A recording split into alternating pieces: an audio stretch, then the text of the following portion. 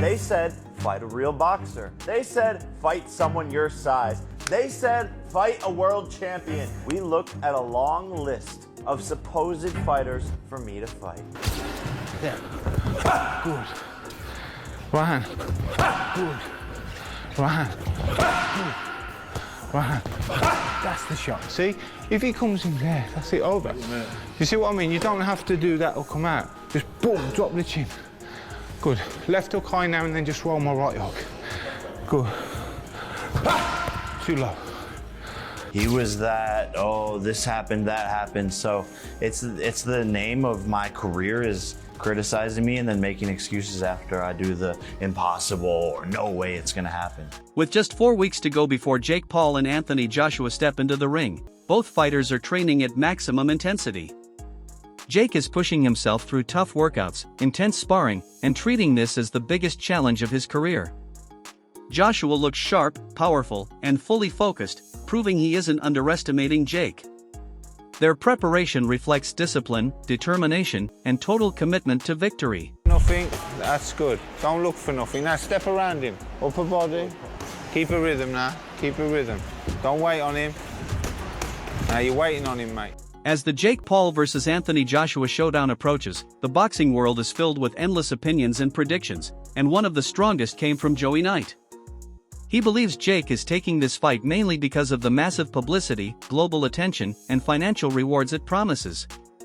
According to Joey, Jake understands the business of boxing better than most and knows this matchup will generate enormous money and media buzz. However, Joey also warned that Jake may be pushing things too far in the name of business.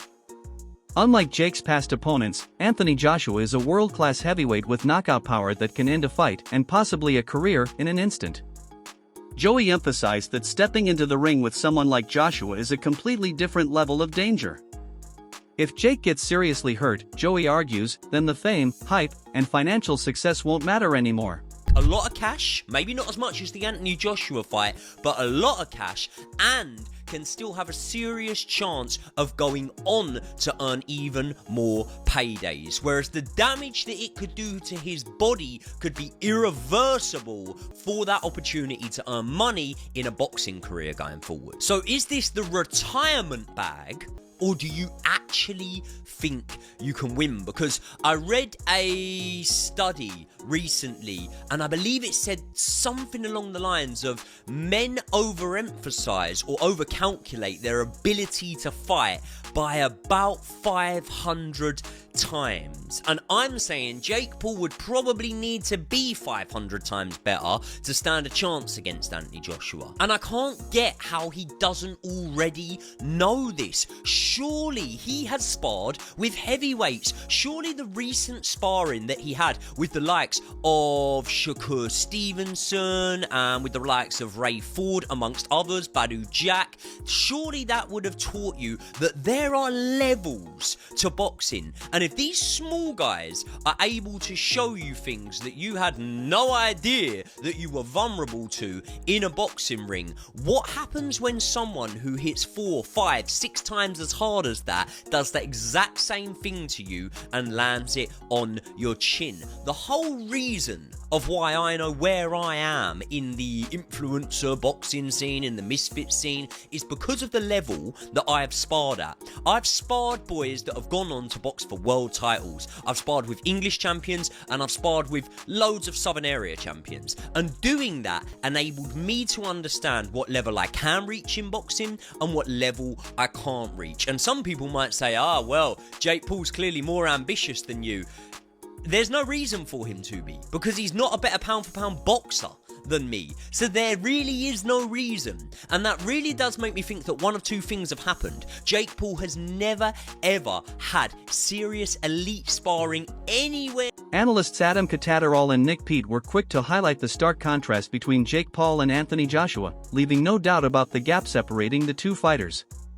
They stressed that Joshua is far too big, powerful, and experienced for Jake, making this matchup unlike any standard competitive fight.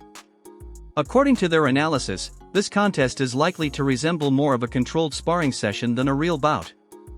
Joshua is expected to dominate every moment in the ring, with his size, power, and extensive experience creating an overwhelming advantage. From their perspective, this fight shouldn't even exist in a traditional boxing sense.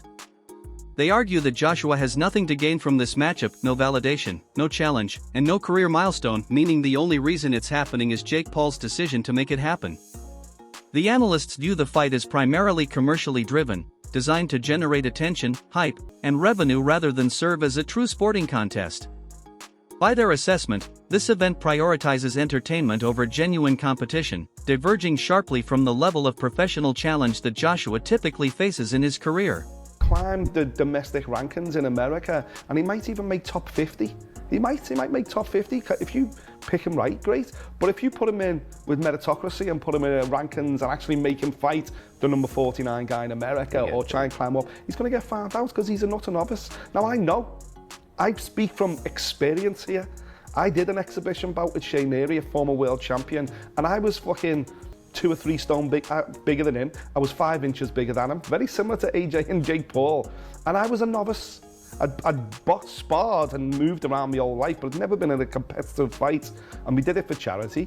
And we did 3 rounds, and at the end of it, I realised, and I knew it going in, that Shane Neary controlled pretty much every second of those 3 minutes.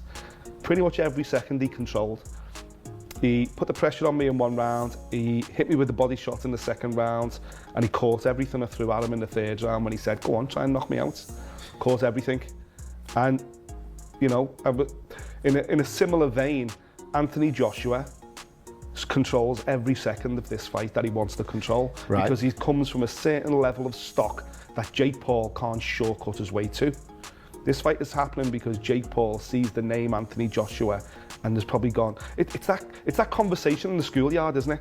What would you do for what would you do for $1 million? What would you do for 2 million? What would you do for 10 million? What would you do for 100 million? Would you let Anthony Joshua punch you in the face for 100 million notes? Yeah, I fucking would. Absolutely, AJ. Step up, mate. Take your best shot. Wake me up in the hospital. Cha-ching. Isn't Jake Paul doing the same thing? Getting 100 million quid off Netflix to let Anthony Joshua punch him in the face. Right. Apart from whatever it is, 50, 60, 70 million, whatever the figure is for Anthony Joshua, I only see... Wade, host of the Wade Concept podcast, goes even further in explaining why the Jake Paul versus Anthony Joshua matchup feels almost impossible to justify. In his view, there is no perspective from which this fight makes sense. Jake Paul lacks the experience, timing, punch resistance, and power that someone of Joshua's caliber naturally possesses. Joshua has faced world champions, heavy hitters, and technically skilled fighters throughout his career, while Paul has only a limited number of professional rounds and has never faced an opponent in Joshua's physical category. According to Wade, Paul simply cannot compete at Joshua's level. The gap in skill is immense, and the inherent danger is far too high. Confidence, motivation, or bravery on Paul's part cannot alter the reality of the situation. Wade emphasizes that even attempting to surprise a larger, more experienced fighter is unlikely to succeed, as Joshua's fundamentals, ring intelligence, and composure far surpass anything Paul has encountered. From Wade's perspective, the matchup only exists in theory, not in practical logic. He also critiques the marketing surrounding the fight, noting that it relies heavily on the star power of 2 well-known names rather than genuine sporting merit. Ultimately, Wade's analysis aligns with concerns shared by numerous analysts. This fight is less about legitimate competition and more about creating a spectacle, prioritizing entertainment,